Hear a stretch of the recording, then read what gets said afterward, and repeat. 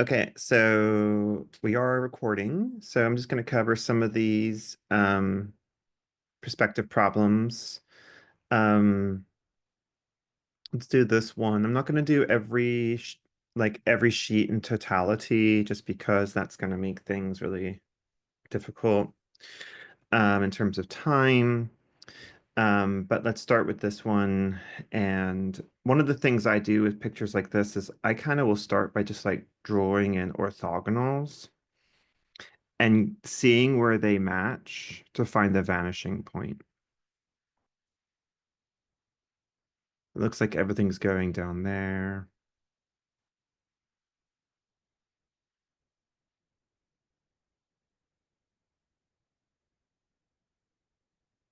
And so you want to make sure all of these orthogonals are going back to that vanishing point. Now, even the tops of the windows are going to go back there. And then you can see inside the windows, there's like a little light indicating that there's a thickness there. And so on those windows, we would just continue to drag that orthogonal back to the vanishing point. Because basically, when you have a situation like that, it's basically just, if this is the window, then depending on the point of view, the other window or the back of the window is like there. So if we're looking at it, from here, then we would see the inside of this like that. And I guess there's not an eraser. Oh, here it is. No, but it would look something like this if we were looking at everything kind of from above and from the right. So it looked like that. So in this scenario, it's actually reversed, but you can see that there's that interior space that's visible. We can see that interior space that's visible. And so that is going to go to the vanishing point. And then that's going to go to the vanishing point. And then all of these verticals would just be all lined up as verticals. And because it's a 1 point perspective, they would all just line up.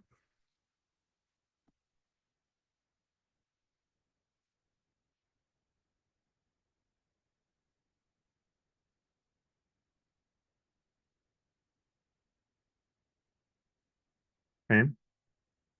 So when we're thinking about drawing all of like the orthogonals, depending on how specific you want to get, you could get really, really very, very specific, to the point where we're looking at the top of this forklift,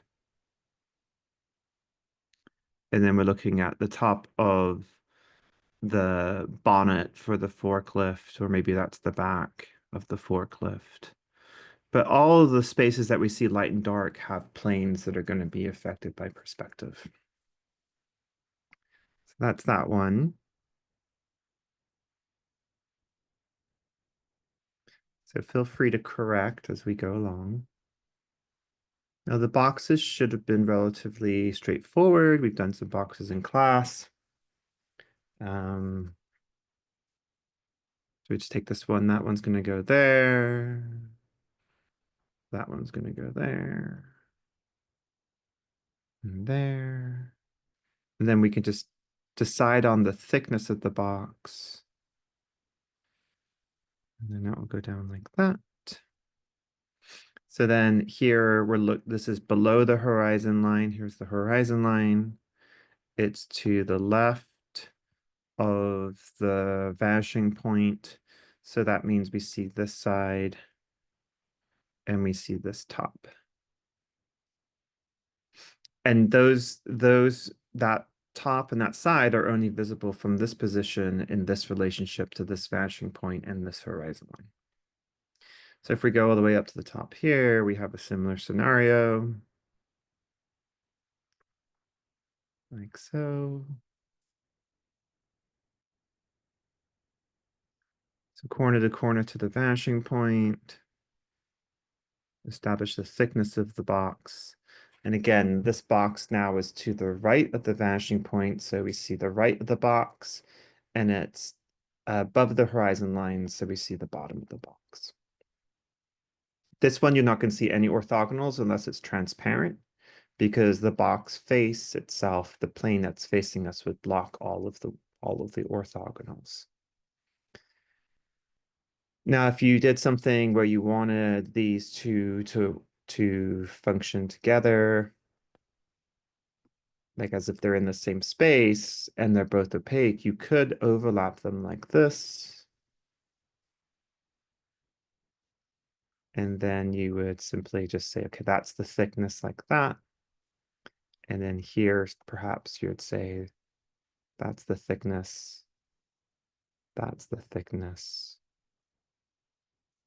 that's the orthogonal. And then this line inside here would disappear because that front box would be blocking it, and then it would pick up over there. So then this orthogonal would be technically traveling through that orthogonal. So a lot of perspectives is thinking about like what is blocking what in terms of overlap and what is blocking what in terms of like transparent versus opaque.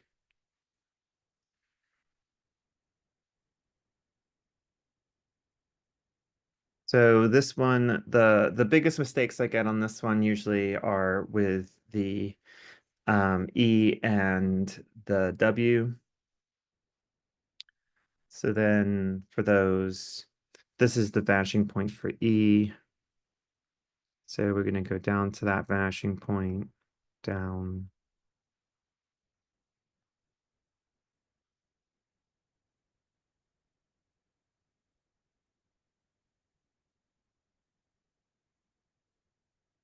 Like that. This one's going to go inside there. That one's going to go inside there. And then if I change the color, it makes it a bit easier. So like here, we could say, okay, that's going to be the thickness of the side. And so then this is going to go back, intersect there, make sure that line is horizontal, not angled. Vertical line, not angled, if it will let me. There we go. And then that would continue all the way down here. Vertical line, horizontal line.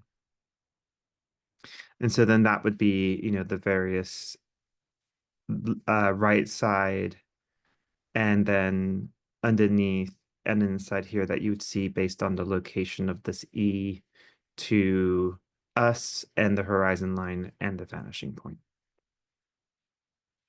So as we're going through, I'm just like kind of picking these to do. So here's the vanishing point for W. And let's do this one next. I'm just going to resume recording. So this one kind of gets people stuck. So we're going to go back there. We're going to go back there. We're going to go back there. So the top is pretty simple because you just have these basic orthogonals running back to the vanishing point. Okay. Now in here, let's check. We need to look down here to see, do we have any lines that are going to show up? Well, that line's not going to show up because it's running right along the same edge as this line. That line's not going to show up because it's running through the letter. So we don't need to worry about down there. Let's check here. Okay, well, we do need to worry about that. And do we need to worry about this one? No, it's also going through the letter. Okay. But because of its placement, we can see inside this V shape. And so we can see those planes in there. So you want to isolate them. And so then if we just take another color, the way to draw the thickness of the letter, we're just going to draw the thickness of the letter like that. So then these lines here would kind of go away. and then we would draw from here. We're just going to mimic that angle in the front to the best of our ability. So this angle here and this angle here should be the same. And then bring that up. Same thing. This angle here and this angle here should be the same. Now we can't see that angle inside. We can only see this angle. So we need this back angle here to go down. And that back angle is going to disappear behind the face. And this angle should be the same. So that's one of those situations I was kind of like talking about earlier, where if you have like, if you draw a house in 1 point perspective and you have, I'm going to pull it to the L just to show. So here we're going to draw a house in 1 point perspective. So there, that's going to go there. It's really close. That's going to go there. Okay, and then this is how thick the house is. Okay, so there's our house. Okay. But then the house has a roof that is angled. So if I was to draw the angled roof, I would, in this case, I'm going to find the center of the front of the house. And then I'm going to draw that line through there. It's not perfect, but we got an idea. And I'd say, okay, that's the center of the roof. And then I can then draw my roof here and here and back here. Okay, so the angles of the roof don't change the perspective system. It doesn't become a 3 point perspective because the roof has angles. So if there were shingles on the roof, they would all go back to that 1 point,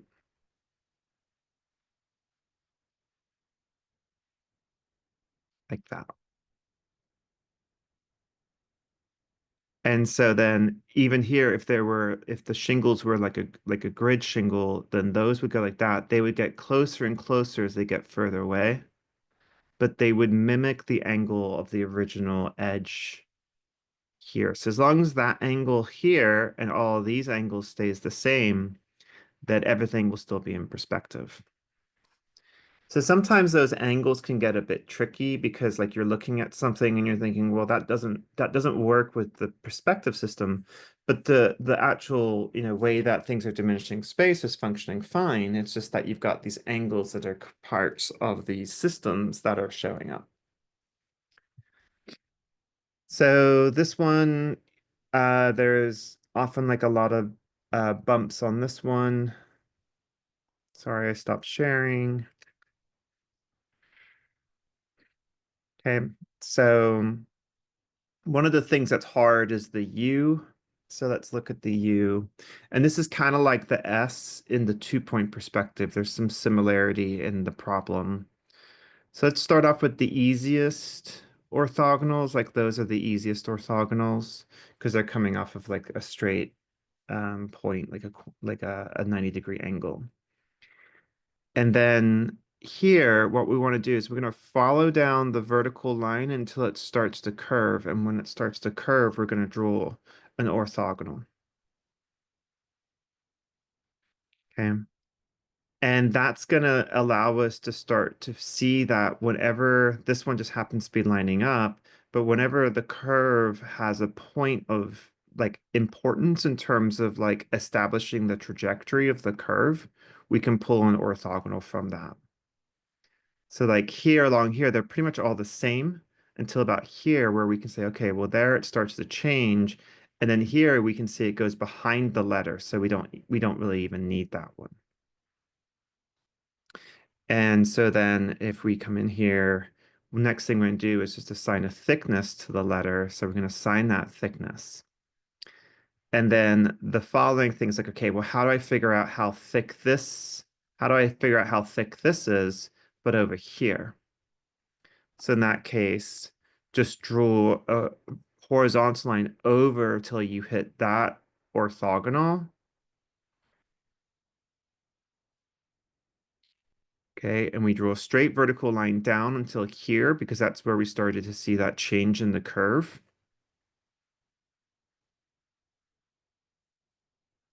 And it's gonna be hard for me to do this with the trackpad, but then my curve matches the curvature you see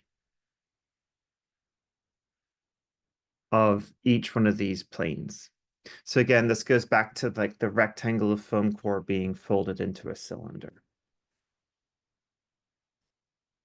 So then another problem on here. This one's a bit tricky, but most students kind of get it. This one kind of baffles students often.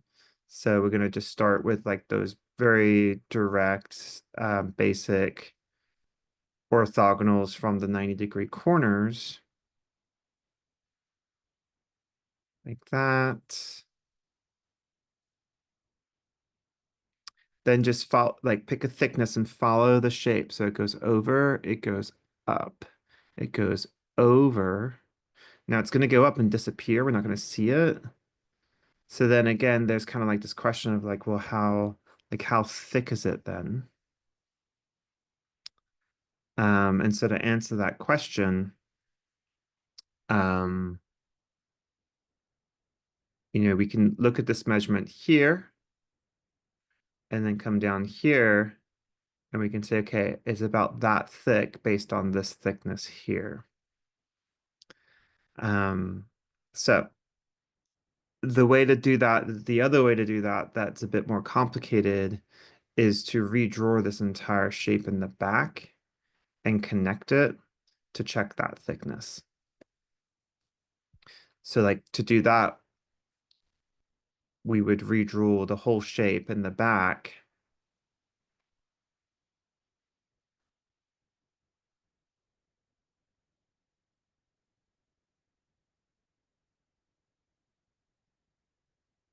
And then by redrawing the whole shape, we would then connect it all down. So it just goes back to that idea of the boxes in front of one another.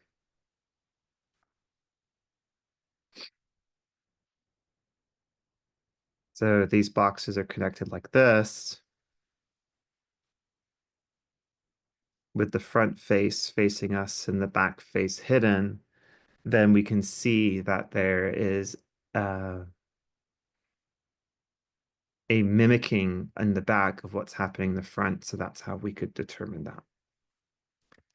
Now, in addition to all that information, we also have this window. So for that window, we're going to draw down there. Now we want to see if we're going to see any of this interior space. So I'm going to figure that out. I'm going to draw straight up from here till I touch this orthogonal. Okay. And then I'm just going to draw right over. And look, there is my interior space that I can see. Now you notice it's thinner here. Like this is much thinner, right, than like what's over here. And that is true because it's higher up and further away from the horizon line. Okay. So hopefully everyone got that one.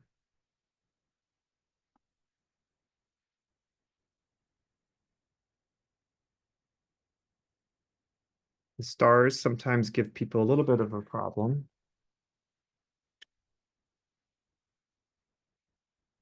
Getting cold in my apartment.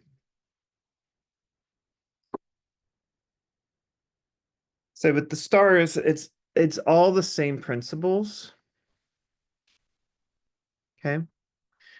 We're gonna go, let's just pick a couple here because these ones are hard. We're gonna go from this corner to the vanishing point, this corner to the vanishing point, this corner to the vanishing point, this corner to the vanishing point. Now here, like we don't really see any of these because these are all hidden by the face of the star, but we do see this one. And so then we're just going to draw the thickness of the star. Again, we're going to mimic this angle with this angle. Then we're going to come in and we're mimicking this angle with this angle. And then we're going to come out, again, mimicking this angle with this angle. And if we draw this back with a horizontal line, we can actually see that we get to about here. So then we're going to mimic this angle and we're going to draw up there. And so that little back corner inside there looks like this, like that. Let's see. Let's do this one all the way up here. So down to the vanishing point and pick it up right here, down to the vanishing point, down to the vanishing point, down to the vanishing point. And here, if we take this, oh, look, we get this little sliver right here. You can't throw it out just because it's small. Okay. Even there, we get that little tiny sliver right there. I'm gathering that's because my lines see my point. It's not quite in the right spot. So when I actually get it from the right spot, oh, yeah, no, it's there. So we need that little sliver. So same thing, let's just draw in the thickness. So this angle here will mimic this angle. This angle here will mimic this angle. Okay, that gets hidden. Oh, look, I forgot to draw an orthogonal. This goes down here. And then this is going to go here. Again, mimicking this and this. And then that would just disappear. That would just disappear. So what's important is making sure that all of these different components are, lining up well. And paying attention to what is passing through the form and what is visible on the other side of the form.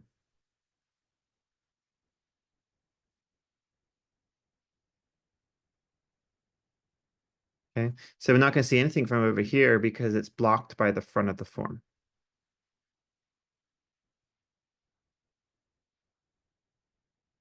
So I'm going to assign that thickness there. Okay, and then one of the things I can do is I can actually just draw that down like that, because this and this should be the same angle as this and this. That gives me an intersection here, so I can draw that right over. And then I can take that intersection there, I can actually draw it all the way over here, and now I know that thickness there.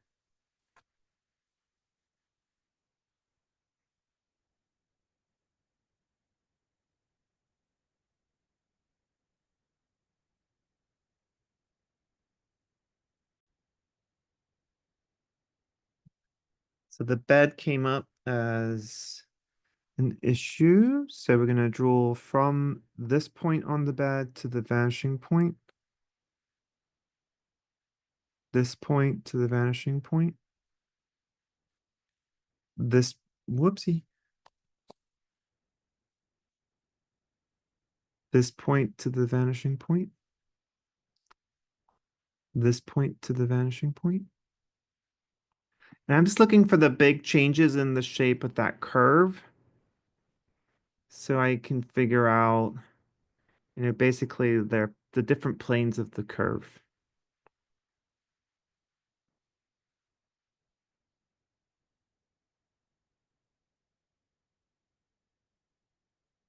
Okay. And now we're just going to assign a thickness to the bed frame.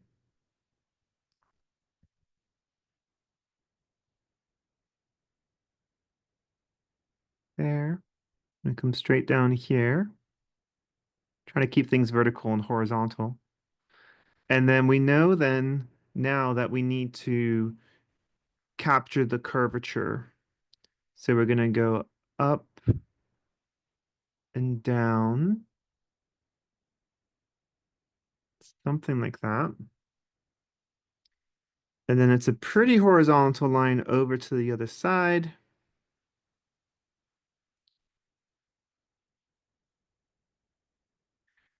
And then it's going to go up and down. And then I think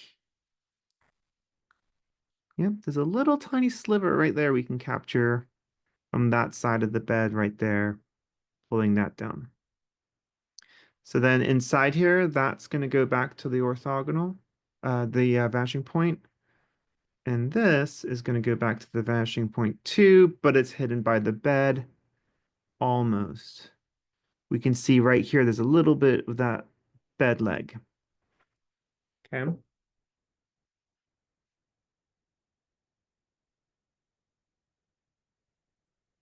I feel like the other ones here usually get pretty good results, except for the lamp. So the problem with the lamp really boils down to like how thick do you want the lamp? So we're gonna just use our orthogonal lines. That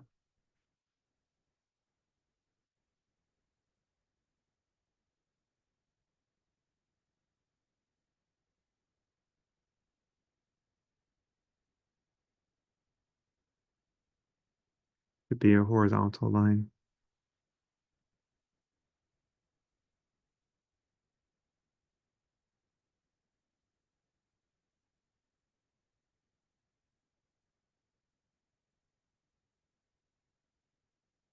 Those are easy to do. So you often these problems, I'll pick the easiest ones to do usually, just to make sure that I'm like, oh, the easy ones. Gotta love the easy ones.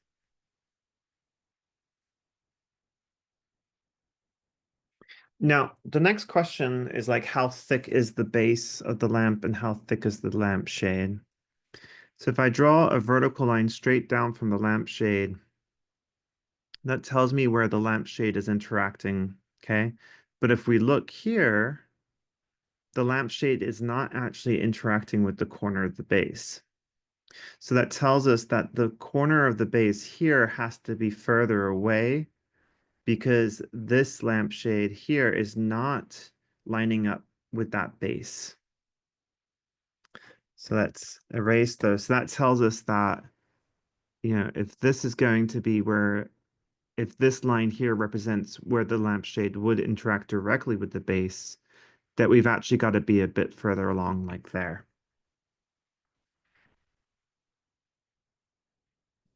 And then we can just draw this over. And you see that's going to get hidden like by there. Okay. Then we need to just think about this distance here from the edge of the lamp base to the lamp stem or whatever you want to call it. Okay, there's a little bit of a distance there. So there needs to be a little bit of a distance here, which means that needs to come up and go like that. And it's kind of like a library lamp. It's kind of like long and thin. Okay. The other ones should be pretty, self-explanatory on this page.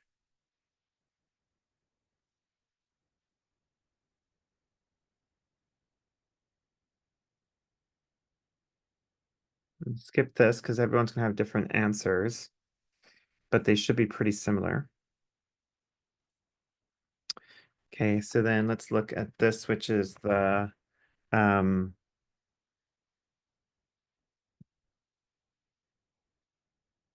two-point perspective photographs. This building's vanishing points are literally going to be off the page. And that's not uncommon with two-point perspective. So let's find the corner. Remember, two-point perspective always starts with a corner. And let's pull an orthogonal back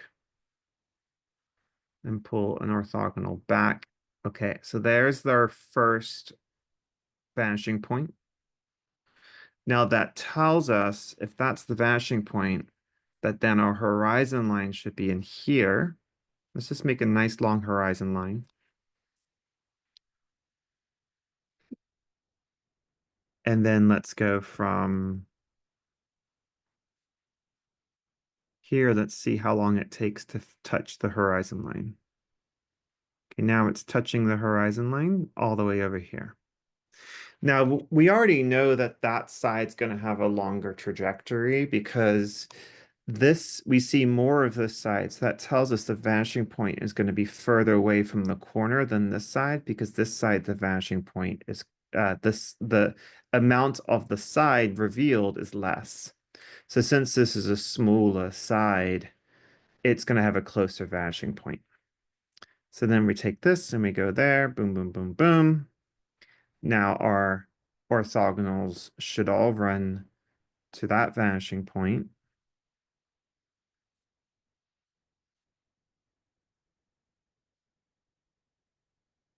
on this side. Whee!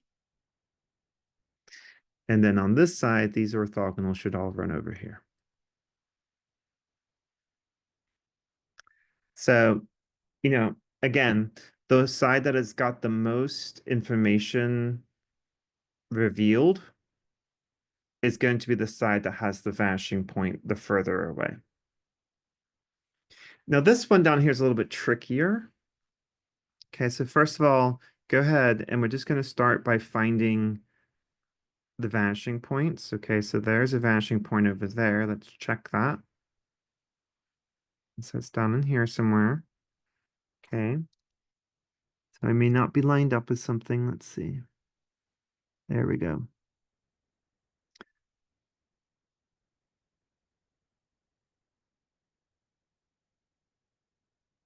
Mhm. So I'm slightly off. It's a little picture. You have to excuse me, but it's gonna be down here somewhere. Okay. And so then these all go there.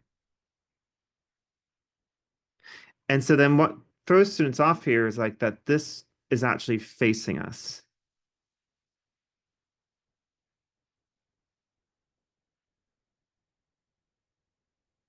Now, if we were to try to figure out like where's how is it a 2 point? Well, we know it's 2 point because we can see two sides of the building are receding away from us. So we know it's 2 point. So we could, for instance, draw a vertical line right through the center here. And if we did that and we drew that up to here, and then we drew that down to there, you see it's gonna make a triangular end. And so that verifies for us that we can, if this is going to be the horizon line, this orthogonal is coming in here. So then we should be able to, yes, look, go up through here, and then that should be able to come down. And yes, look, it's going to also hit that same bottom of the windows. So even though, again, there's that flat space that's facing us, it's still a 2 point perspective because we still have the other vanishing point over on this side. So again, a little bit of a trickier problem to solve, but make sure when you find that vanishing point, it lines up on a horizontal line with that vanishing point.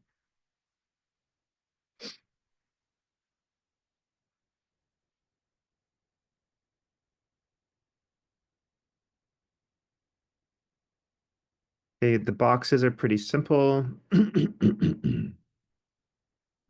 We just need to make sure that our different sides are going to the vanishing points. And we want to pay attention to the idea that, that idea we were discussing about the edges, which edge is longer or shorter based on its relationship to the vanishing point. Same thing, like if we go over here, that's going to go there, that will go there. Okay. And then here we have all the way over to there. We have all the way over to there. And then we have here and there. And then we just then decide the thickness of the box.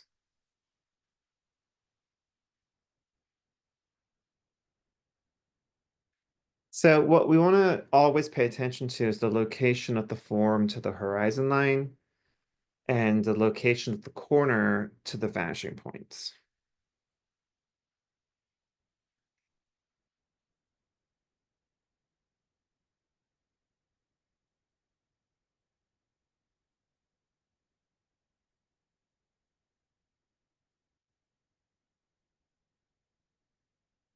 And these are pretty easy because we're just determining the thickness and things ourselves, being like, wee, I want this thickness.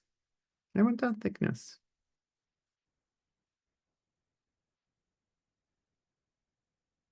So now the only thing that's going to remain true is the vertical line. This one is a difficult one because the vanishing point for this part is actually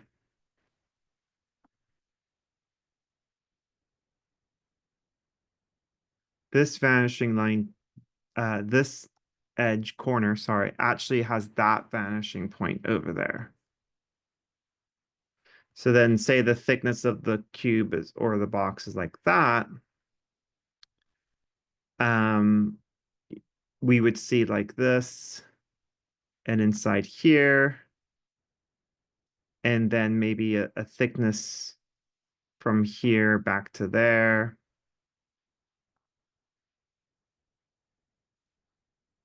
If we were seeing through the box. So it would be something like that.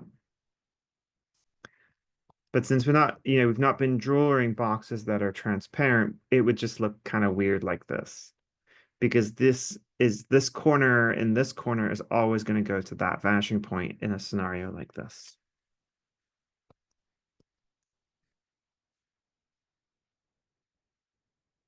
So a little bit more of a difficult problem there.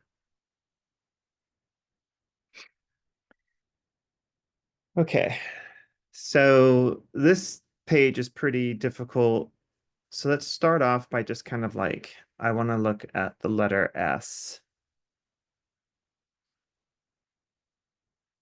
I just need to get my jumper.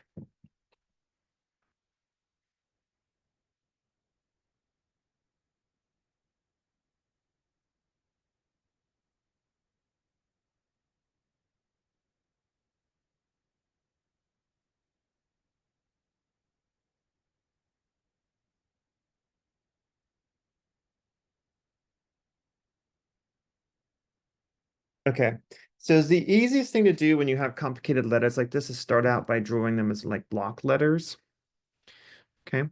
So we're going to draw this as basically like a blocky S. So depending on what corner you want this to be, we're going to start with it as the corner that is the thickness of the S.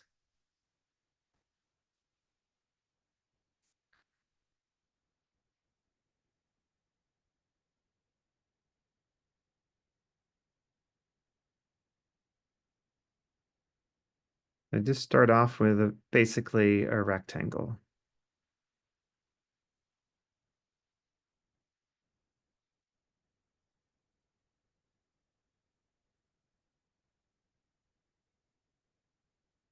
Okay. Now, from here, we can see this is going to run right through there. And this is just a little bit higher than this line, so this is going to run right through there.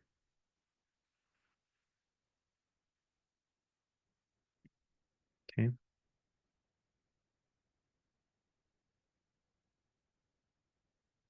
So this here is going to go back to here. And we can see that the thickness of these letters is pretty thin. So that's just going to give us a thickness that's like about that. So again, we're going to start blocky. Okay. So now what we're going to do is from this corner here, we are going to go ahead and just draw an angle. And here, pardon me, I better go up. I'm going to go from there. I'm just going to draw an angle. Okay, and we want those angles to be parallel. Okay. Now, this point here is going to go down to there. Okay, so when we do that, it's just going to disappear. But let's draw it anyway so we know what we're looking at. So then over here, let's say we have this is going to go to here, and this is going to be our thickness, right? So then this at that intersection is going to go over here.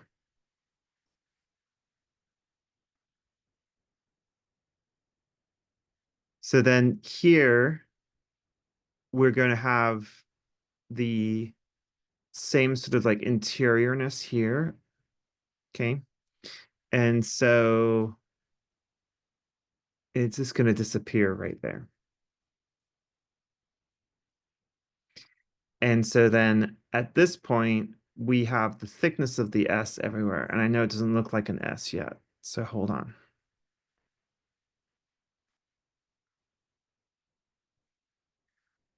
Then we can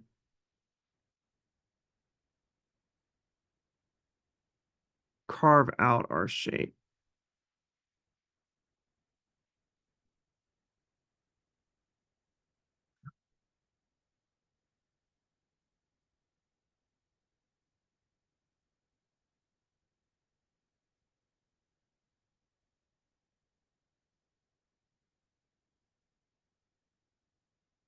Kind of a funky S, but there you go.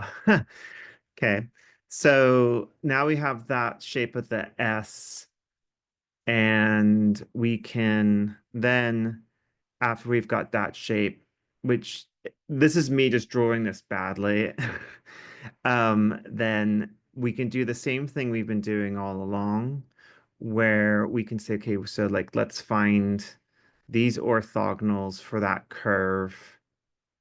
And everywhere that curve is playing into being, we can find an orthogonal for that curve.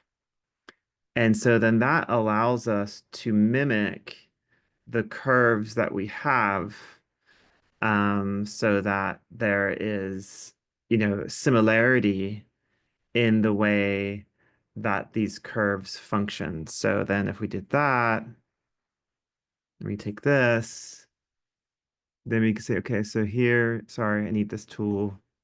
So here, this is going to go like this. That's going to go inside there. Then that's going to come out. It's kind of hidden until about here, and then it goes like that. So there's kind of the basic shape of the S. Not super pretty, but it's got an S-like quality. I guess we could bring it up higher to make it more like an S. Like we could bring it up to like here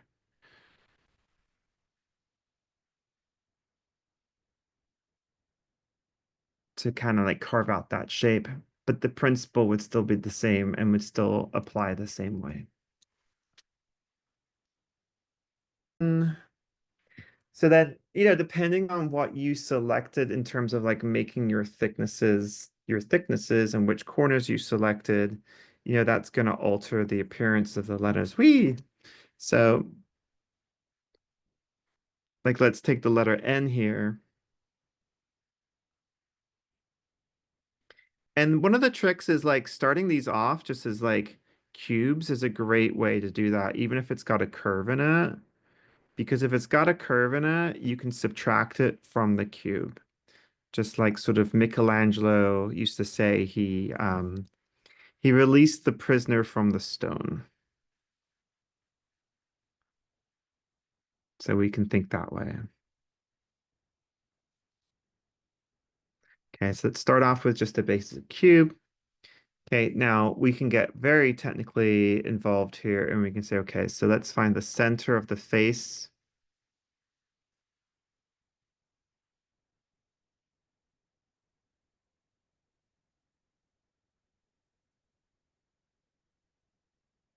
Okay. And if we needed to right now, then boom, we'd already found the center of that side too, but we don't need to right now, but that's the center, right? So then let's find the vertical center. Again, because of that 2-point perspective, right? This side is going to be longer than this side because it's getting further away from us. Now, if I just took this line and made that the angle of the end, that's not going to look very good because there's not any thickness to that. So I could like work this out. So we can say, okay, let's take that there, take that there, take that there, take that there. Okay. So then that gives us more vertical lines there and gives us another one there. And what's nice is we know that's now in perspective because we did it geometrically. So now we can say, okay, so that's going to be the top. Okay. Now down here, we're going to come down here and then I'm going to use that point right there where that orthogonal in the back is interacting with that vertical line because it looks nice. That's my technical reason because it looks nice. Okay, so I'm going to drop that there.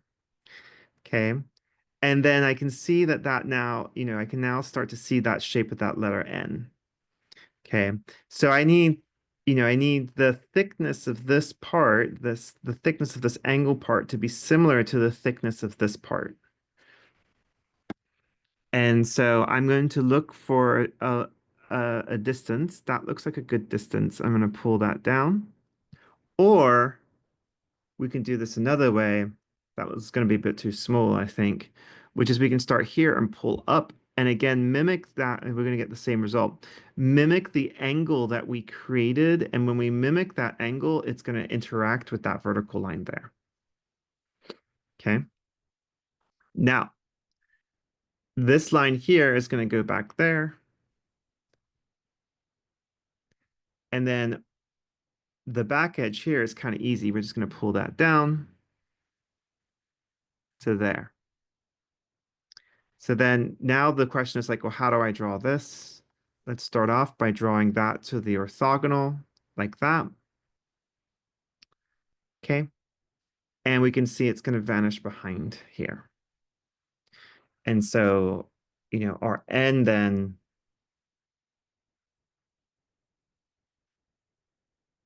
looks like this.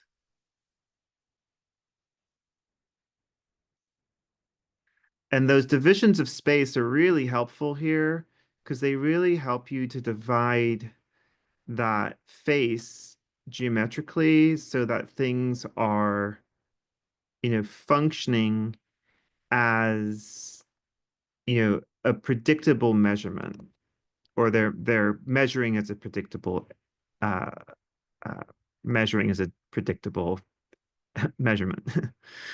Okay. And so what's nice about doing that, right, is that by simply doing that, then I'm able to establish the perspective of that diminishing space as a result of understanding the thickness of each element. And then we have this little wee little bit in here.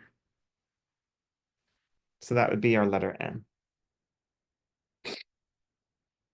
Okay. So there you have a curved letter and then you have a more geometric letter.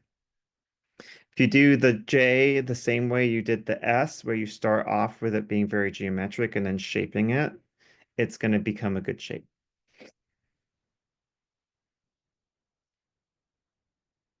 But if you start off just freehanding the curve of the J, it's probably not going to line up very well. Okay, so we had a request here for the flat screen television. Um, yeah, it's a little bit of a challenge because you're not given a whole lot of information. And I think what's super interesting is the interpretation I've gotten about what this flat screen looks like. Like, is it a flat screen here on this table? Or is it a flat screen on this table? Or is this the table and that's the flat screen? And so let's to get the most practice in, let's pretend that this is the table here and this is the flat screen. Okay. So we're gonna go from here, we're gonna go back here to that vanishing point, and then here.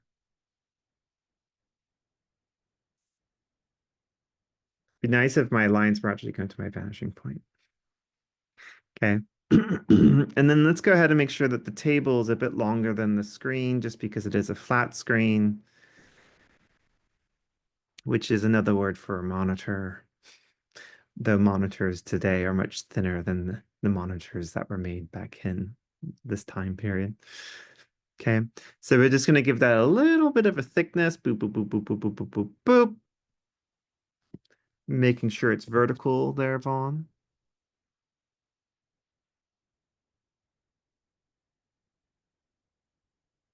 And then over here, we're going to give the table a little bit of a thickness. Okay. And so then let's decide how long this table is. And if we look, let's see, if we draw a straight line up through here, do they line up? They do. So the flat screen is the same length as the table now. So we're just going to draw straight up like that. Okay. And then inside here, that corner is going to go back in here. And then from here, that's going to go over here. And you can see we're getting these situations, where things are lining up to the point where they're like almost touching. And that's just nature. That's how I think about it. So then the next thing would be to just draw, you know, some type of stand. I'm going to come down straight from there and draw back there. It's always hard to draw on the trackpad.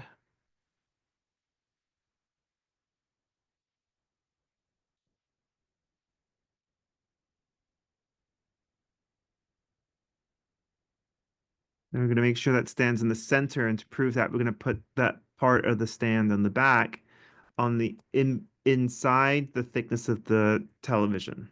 Otherwise, it's going to topple right over.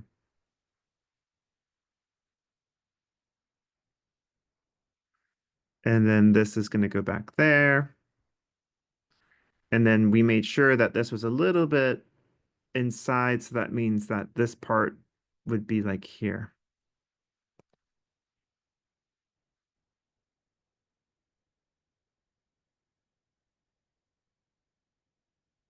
Okay. Now, if the table had legs, then we would just kind of figure that out in terms of like, okay, so the table's got legs. Okay. So we want to first determine like how thick are those table legs. So again, there, I'm going to go back to my division, but I'm also going to divide this side too. Okay. That's going to give me this vertical division that's receding as it goes further back.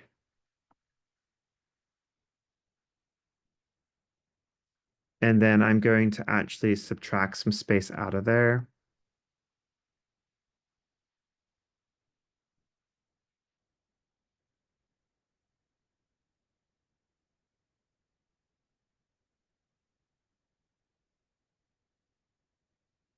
So again, just dividing the space, dividing the space.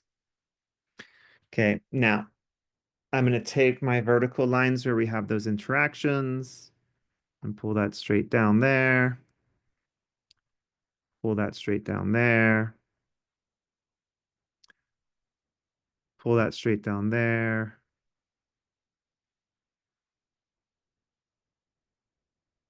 Pull that straight down there. A little bigger of a table leg, but that's okay.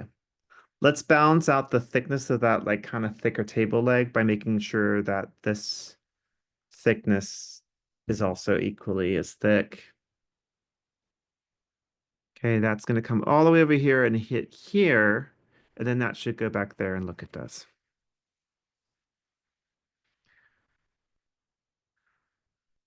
So if we look at the table now, we've got this, we've got this, we've got this, we've got this, we've got this, we've got this, we've got this, and this, and this, that, that, that, that.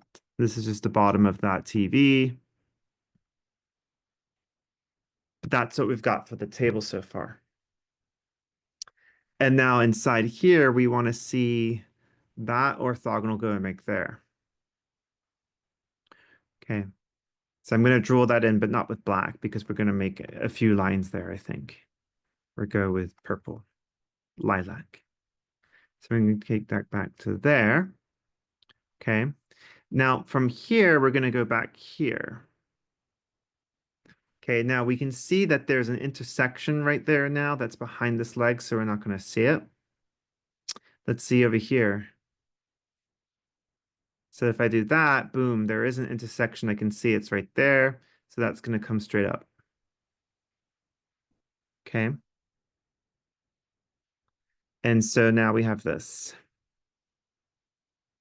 This is goes back there.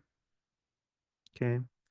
And then this, we have this line here, which is the equivalent of this line here.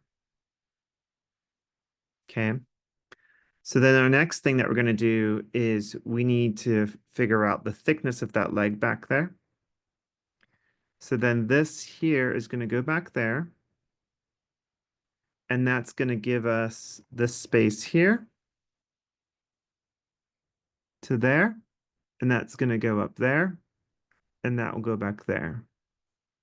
And so now we have this kind of little bit of this like leg back there. And there we have this that goes all the way over here. So we have this and this, and now we have that thickness there. So we don't really need this little part in here, but that's what that would be like in there. So yours might look a little bit different just based on the height and the width of the things that you chose. But that would be the basic concept there. The other thing that I think is hard here is the chair. You have to determine first if this is the back of the chair or if it's the corner of the chair that's like facing us or turned away from us. So I like to pick it that it's this corner of the chair that's facing us.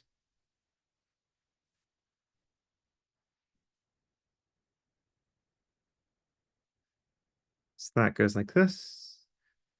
And honestly, whenever I correct this and I do these kind of drawings, they never look the same because I always pick different thicknesses and things. And that keeps me on my toes because sometimes I end up with problems that like I didn't foresee. Because I'm like, oh wait, last time I did it worked. What did I do differently? And that's kind of like one of those things about perspective is like you have to like follow the rules. And as long as you follow the rules, it will always work. But once you make a choice, you might get a different choice than you had last time based on the heights and the widths and the locations of things that you selected.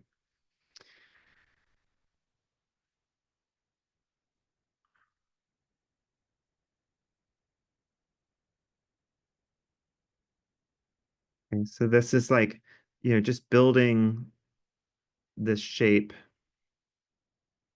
kind of checking the location of different things.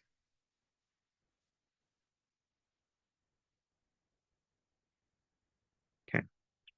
So now let's say, so we have this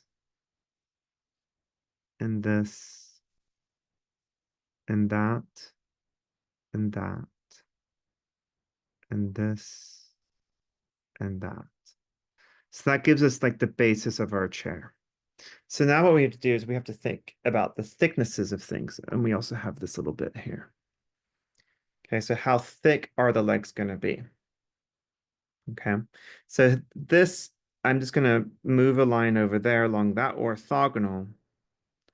And because I really want you to see it, I'm going to make sure I don't go past that point. So that's going to go straight up. And then that will go straight back there. Okay. And to connect that, I just need this line to go from here to there. And that tells me there's a vertical line there. Okay. And now I'm just going to pick a thickness of the space. I'm just going to go, okay, so that feels like a good thickness. It's not going to be something I can see over here. But now that I have this leg established, I'm able then to determine how thick the back leg will be. So let's just go ahead and put everything in so far that I've determined is most likely correct. I think that's what is most likely correct right now. Or won't change, let's say that. What most likely won't change. I think that won't change. So then this thickness here we want to keep.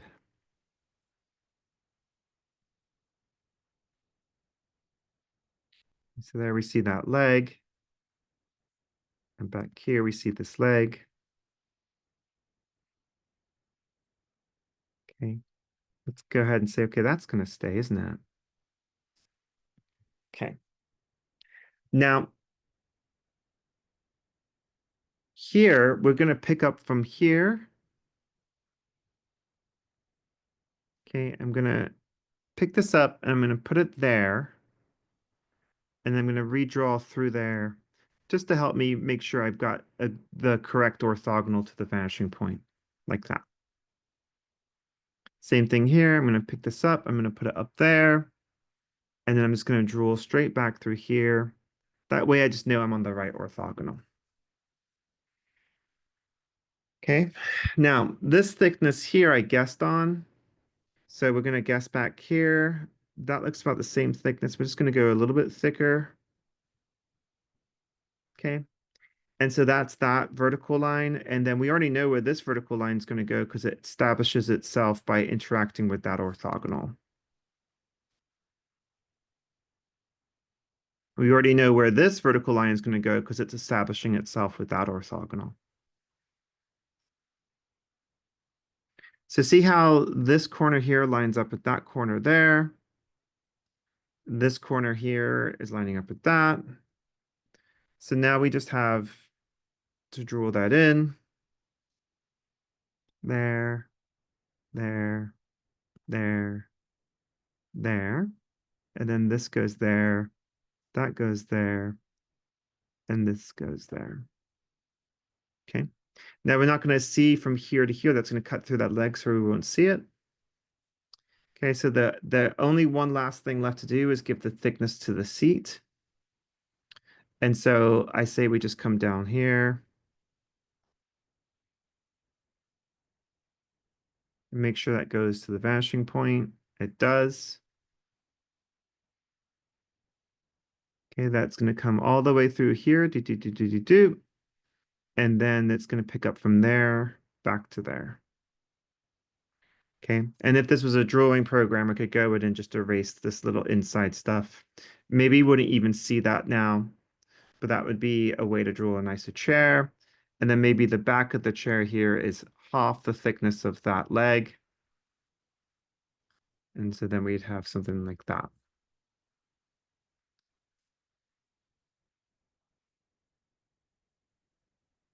Okay.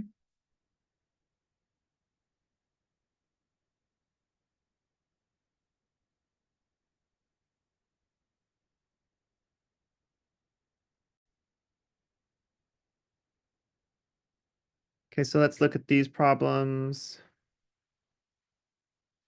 I'm going to start with the house. So there's that roof of the house. I was saying earlier about how the angle doesn't have to go into perspective. Okay. Now this does establish that the roof of the house is overhanging from the wall. We can see that right here. Okay. And we can also see it's hanging off the house right here. We can see that this corner of the wall is interacting with the roof there. So that tells us that if the roof is there, that this side of the wall needs to come back. And so let's pull up from there and look. We have that little overlap there, which is what we need.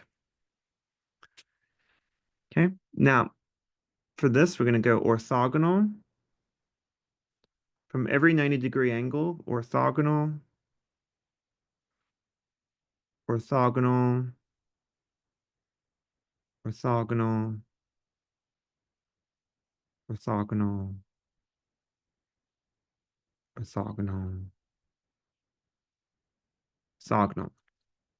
So that's the easy part. Okay, now we're gonna come from here and we're gonna go through there. Okay, and then that's gonna give us our vertical line here. It's gonna come down. And then that's going to give us our next orthogonal there, then vertical line, orthogonal there, vertical line, orthogonal there, vertical line. Okay. So then if we draw that in,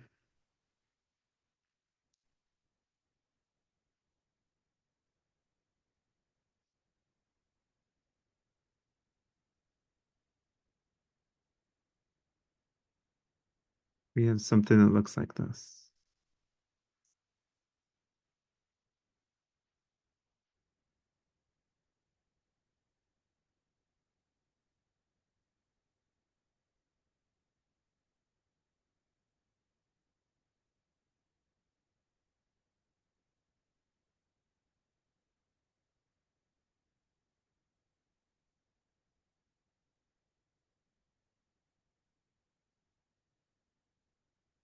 Okay. And then you could even say that the thickness of the door goes up here.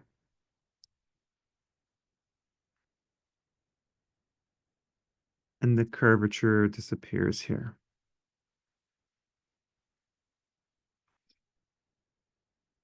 On the truck,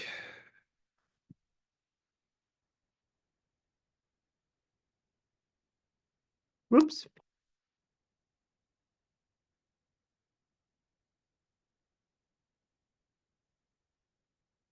comes through here,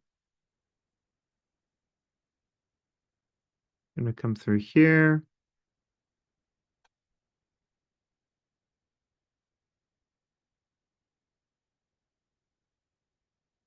Mimic that angle there, mimic that angle there.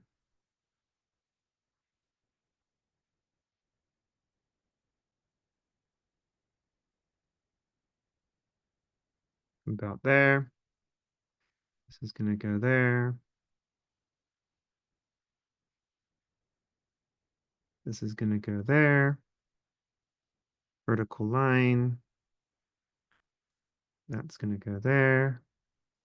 It's gonna go on the other side, back over there. Vertical line here. Okay. And then this will go over there and kind of disappear. This can go back there. Okay. So that kind of gives us the basis is the basis of the truck. Now, inside the weir well, the wheel well, inside the wheel well, I would actually, if you want to do this like super on point, I would draw a cube and then put in the circle. Either way, just make sure that when you put in the circle, that it has a thickness.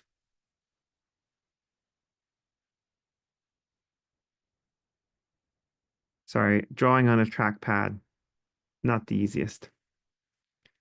Okay.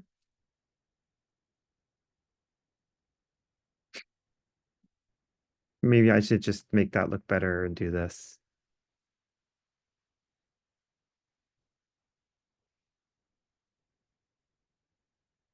There we go. Much better. Okay, and then it's easier to see that this is going to go this way for the thickness of the wheel.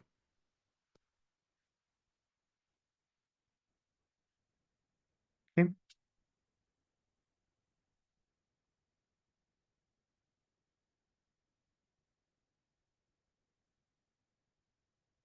And then the fence, we'll just do the fence real fast because it's interesting to think about. But make sure when you do the fence, like if you find that orthogonal there, and we know where this is here, then now you should be able to tell where that would go.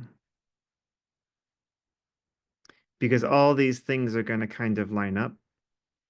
So like this goes back there. And so, oops, I put that other one too far away. Pardon me. This goes over there. Okay. So this comes all the way over here, so that lines up there. And then this comes all the way through here, so that lines up there.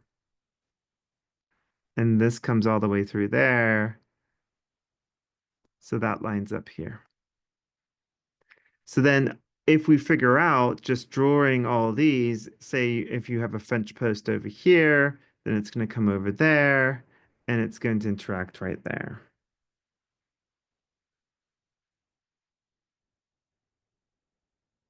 Okay. And then the same thing over here, just determine where you want these to go.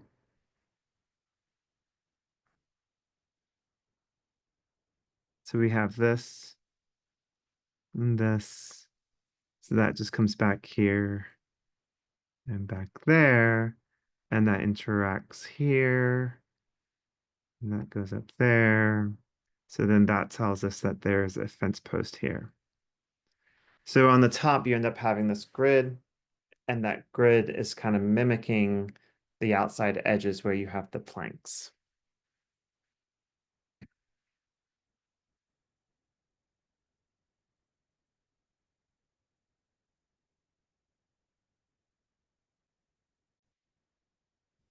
Okay, so for your homework, you're going to be doing some drawings of interior spaces.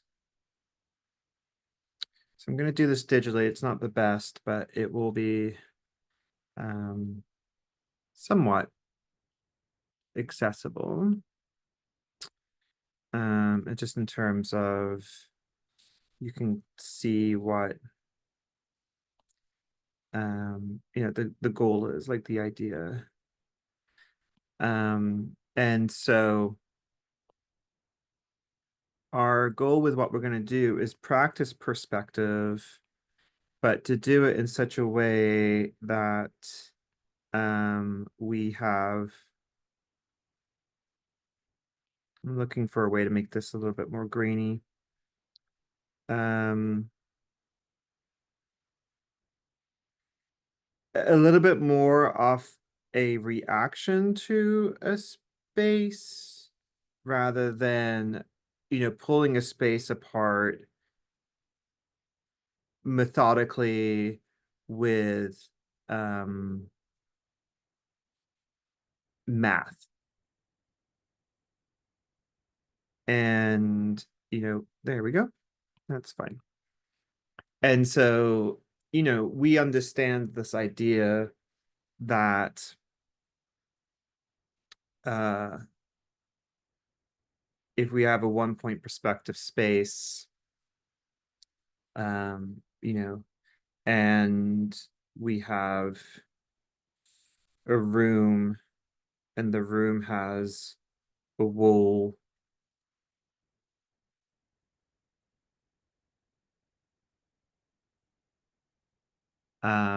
then everything in that room exists within a space where there's, uh, a single vanishing point, and all of the orthogonals are going to line up to that vanishing point. Basically a room is a box. Okay. So in a 1 point perspective, we can create a space where we have the ability to create the illusion of depth. So if we have a room and it looks like something like this, then we can create the illusion of depth by making certain types of decisions. And so this is a mathematical way to do this. The computer perspective tool is mathematically based on certain principles, placing things into the exact right location. So like one of the things we haven't really talked about that's pretty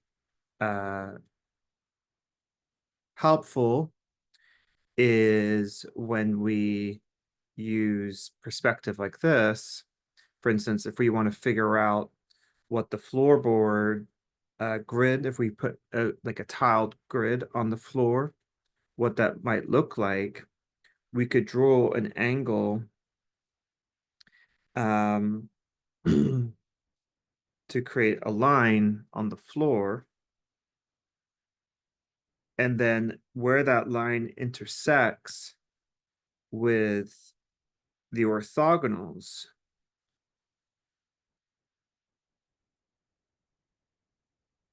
the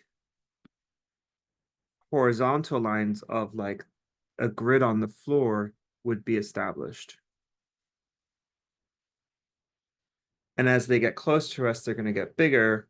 As they get further away, they're going to get smaller. And what we're really looking at is just waiting for that to zoom in, where these intersections are happening. And it's the intersection of the horizontal line to the 45-degree line that I drew, as it intersects with the orthogonals, that tells me where the horizontal location of, in this case, like the floor tile would go.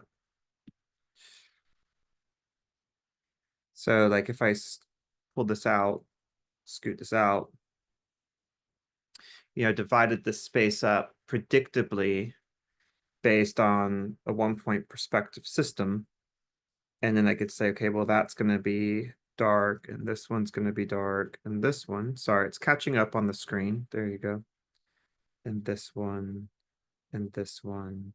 And I can give the illusion of a tiled space,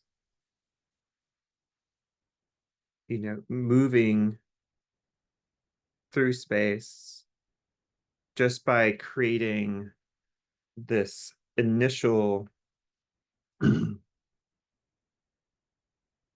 angled line through here.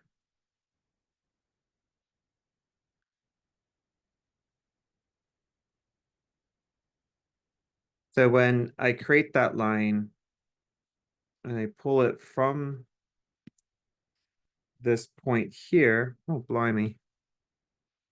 It needs to be off. Sorry, I need this tool. Sorry, different tool. And I create that line like that, where it interacts on the floor with the orthogonals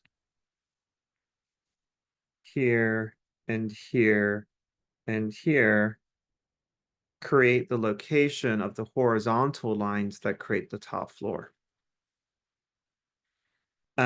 And so again, that's something which relies on the predictability of the space and relies on the illusion of the perspective to function correctly, and using predictable formal divisions of space creates a strong sense of depth. And again, this is mimicking nature. It's not truth or law. It's just a principle. And again, the reason why is because if this floor was laid in 1968 and it's linoleum, it's going to be bubbling, it's going to be peeling, and so there's going to be a lot of these lines will line up with the 1-point perspective, but that doesn't necessarily mean that they're going to be perfectly mathematically divided. So the same type of thing goes if I'm looking at, for instance,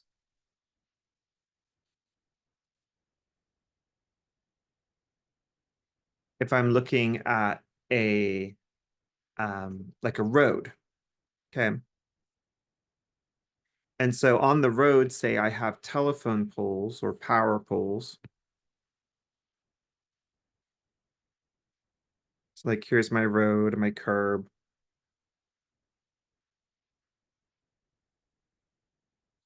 Needs to be a bit further over.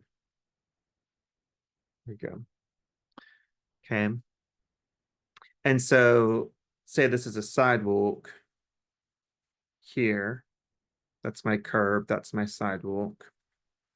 So if I drew that curb on the left side and I want to figure out where it goes on the right side, I can literally just like draw a horizontal line over, and that will tell me where this goes back. Okay, again, predictability. So then the same exact thing for if I want to figure out the width of the sidewalk, I can draw straight over and draw the straight back. And now I have basically the symmetrical equivalent on each side. So say I have this desire to put in like a telephone pole or two, this is going to be our horizon line. Then I'm going to draw the height of the telephone pole. And then from the height of the telephone pole, I can then draw along the bottom an orthogonal and along the top an orthogonal to give me a predictable height as it diminishes in space. Okay. So let's just make this like a single telephone pole. It needs to have a thickness. Okay. And then we're going to think about the fact that it's like round, so it's a big cylinder. So that means we're also going to have the opportunity to see, and it's 1 point perspective, so that's going to be horizontal. So now we have something that looks like that. It looks like just a column right now. And then I can draw straight down there, and now I know where the back points here and here interact in every pole as it goes back. So the question becomes, right, in this scenario, how do I predict how far apart the telephone poles are? And so this is really going to boil down. This is where your cylinder training comes into play here.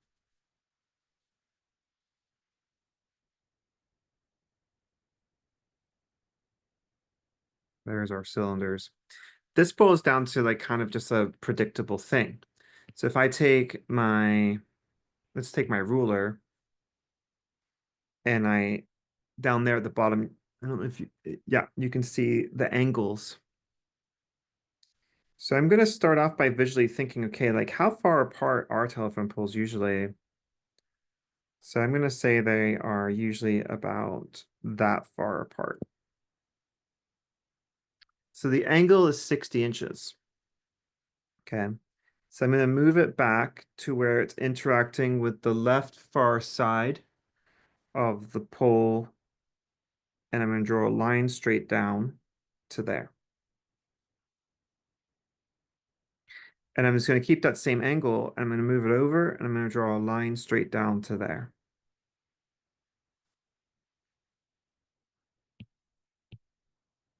So now I can predict where the next telephone pole is going to be based on finding that 60-degree angle. So then if I want to find where the next telephone pole is, I'm just going to go over there, same angle, and do the same thing.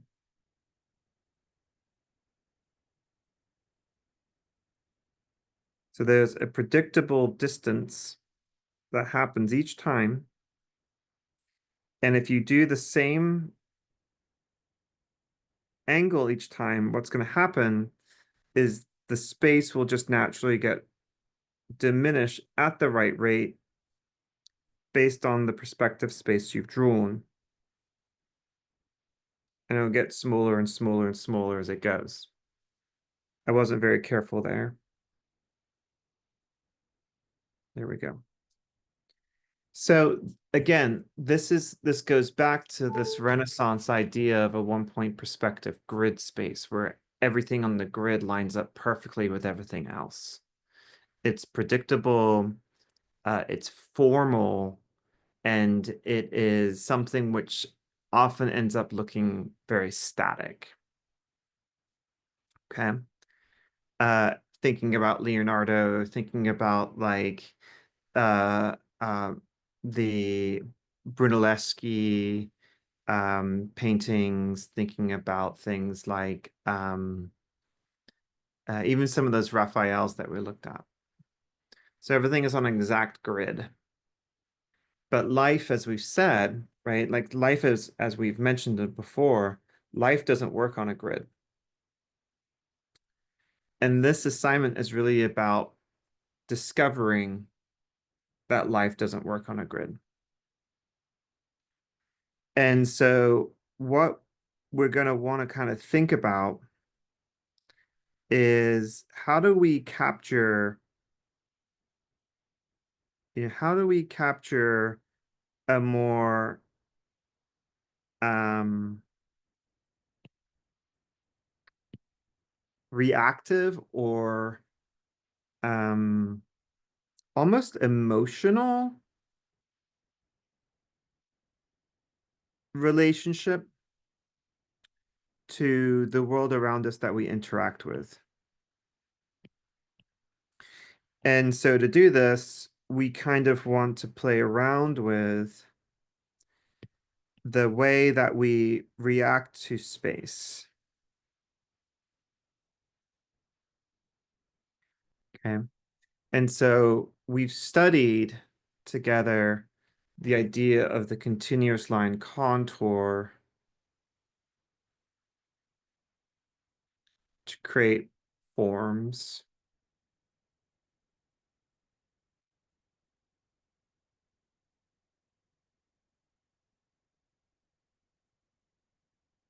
And connections to other things. Like when we did your abundance of contour drawing, we were thinking about all the ways that this bottle I'm drawing interacts in my case here at home with the edge of the table, just the way that you were thinking about all the ways that the skeletal bones interacted with other skeleton bones.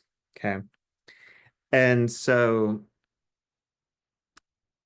we're going to use that contour approach to help us to analyze space. So you want to be looking for one-point perspective spaces. And what we're looking at, like what we're trying to find, is ways in which we can we can capture information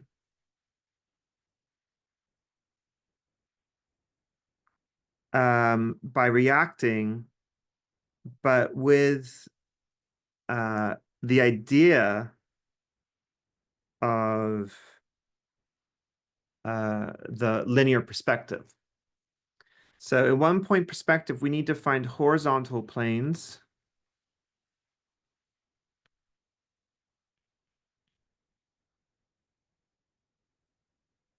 that help us to analyze the space. So let's go back to the room that we drew earlier with using the linear perspective. So you're going to go to a space and you're going to sit down and you're going to draw the space using continuous line contour. And your goal is to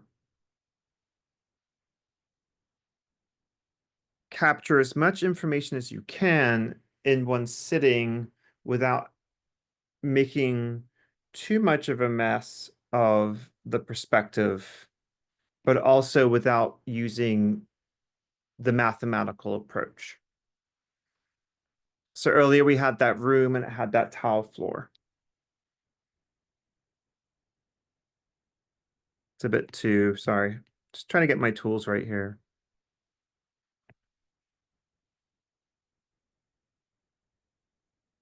So it had that wool back there. So again, it's kind of like that gestural continuous line gesture. And it had a floorboard, the corner of a room over here. Come on and draw. There we go. And then we had the corner of a room over there, and the corner that way, and the corner this way. And so again, we're using that continuous line contour gesture approach. And then we had the angle, okay, that helped us to find the different locations of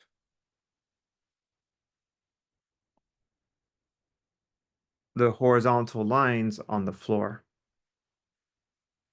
When you're doing these drawings, I want you can still find the vanishing point and everything, but I want it to be very intuitive.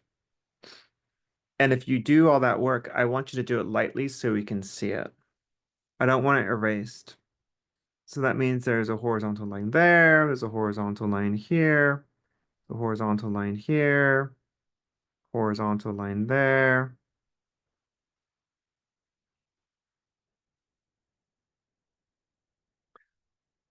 Okay.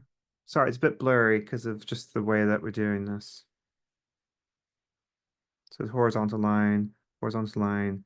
And again, we're looking for these interactions of that diagonal line to the orthogonals.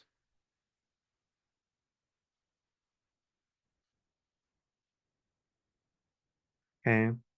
And so again, we're not going into this really hardcore with thinking about the math. We're just going in there and truly we're gesturing the space. I'm just really kind of using the words continuous line contour because we've studied that more. But we're basically kind of gesturing in the space.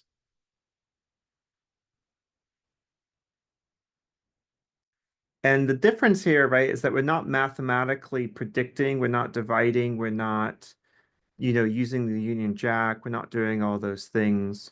We're reacting. And you're going to spend about 10 minutes per drawing initially.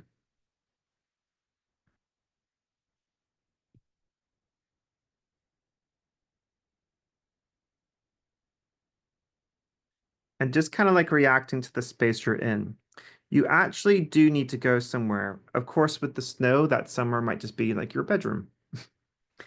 But generally, I ask people to go to places they enjoy.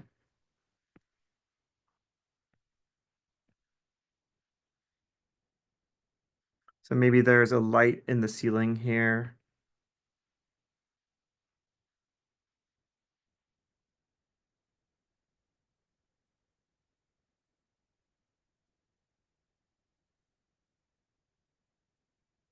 And like maybe over here, there's a picture.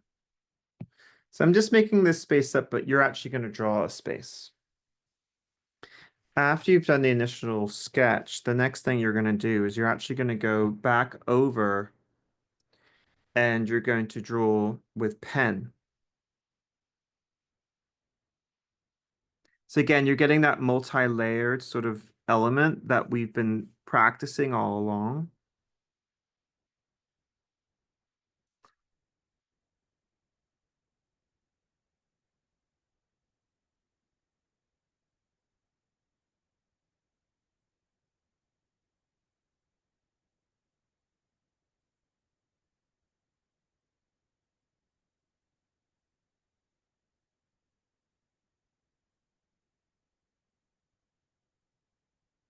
And you're just going to go over this like so.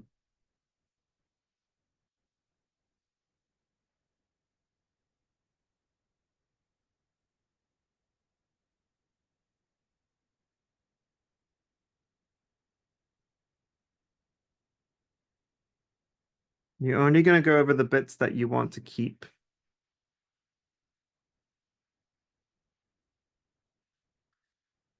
Okay, and so you're basically just going through and you're capturing down this information. So if it's a space you can control and there's a chair and that chair is kind of like existing in this like format where it's like, you see that corner of the chair. And so that tells you because you see that corner of the chair that you have, a 2-point perspective. And you're like, oh, well, that chair's in 2-point perspective. Well, then you can just move the chair if you control the space.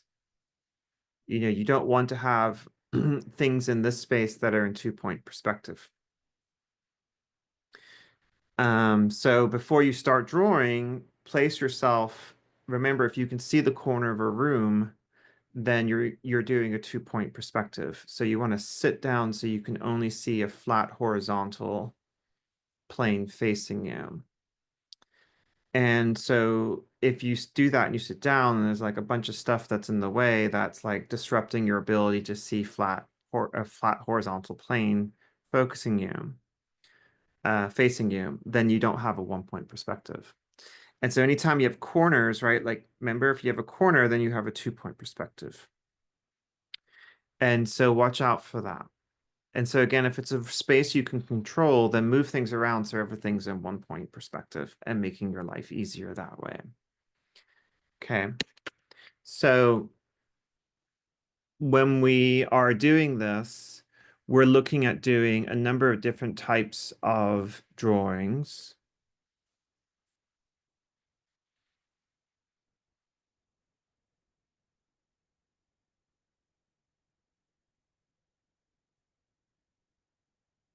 Okay. So we're going to go down here and we have perspective sketchbook assignment.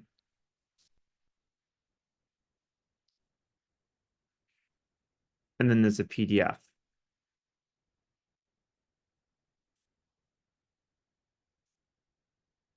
So this is just going to tell you basically intro and then our goals. Use contour line and gesture drawing and a variety of tools to create a number of small perspective studies of a space you visit. To gain experience looking at space, to begin creating a personal connection to your sketchbook. So you can do 10 pages in your sketchbook of perspective drawings. You're going to analyze these spaces through contour drawing and pen and pencil. You spend half the time for each drawing using pencil and half the time using pen. Each drawing should take up the entire page. Each drawing should take about 10 to 20 minutes. So here are instructions. Okay. So I do tell you to not draw people unless you want the challenge. Don't spend more than 20 minutes on the drawing. Okay. And then when working on the gesture, you can pick up your tools rather than keeping them on the page. Think about layers. And then after you have, your spaces, after you draw each space, take a picture. And then you're going to take the pictures and basically draw the perspective on top of the photographs. And so it says print out your favorite 5 locations. They don't have to be in color. But then what we're going to do is we're going to draw the perspective on top of them. Okay. So we have 20 minutes per drawing, and you have 10 drawings. So this is uh, a little bit over uh, 3 hours of work. Okay. So then what we're thinking about is this idea. I have some examples here in this other assignment for you, which is um,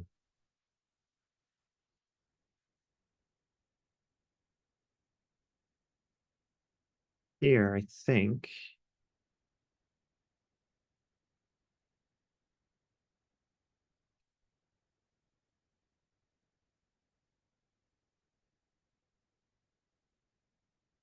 No,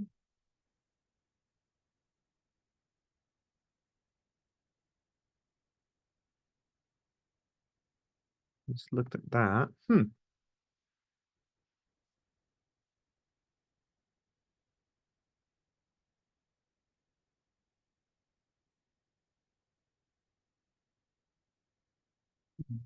Where did it go?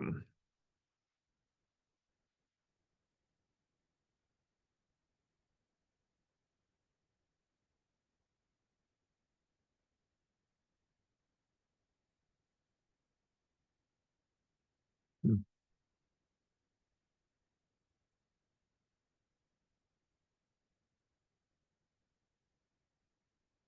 Okay, I have to try to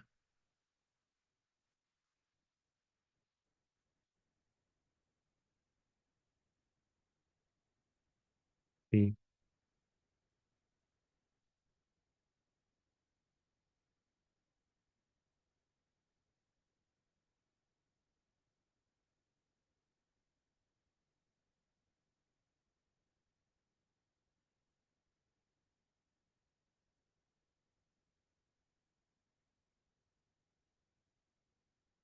I had an example.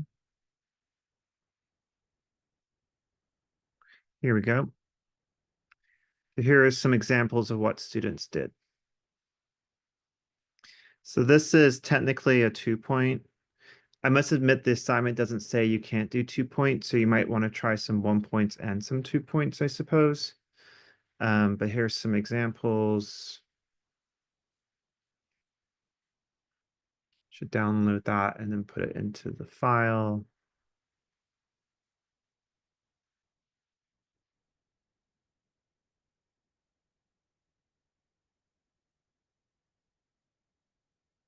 That's a pretty nice example,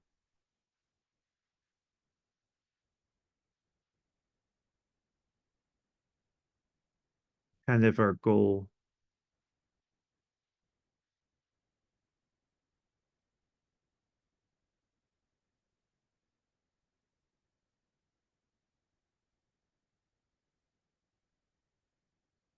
So we can see that the students here, we can still see underneath their drawing, right? We can still see the gesture, still see all the orthogonals, and then we can see where they put the pen on top.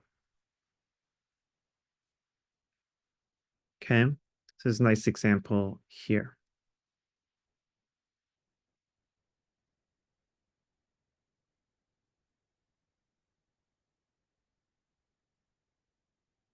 Okay, and I don't really feel I might find a reading to put up, but like I don't really feel comfortable having us go too much further than that right now. Um, and so that will be all of your homework assignment. Okay.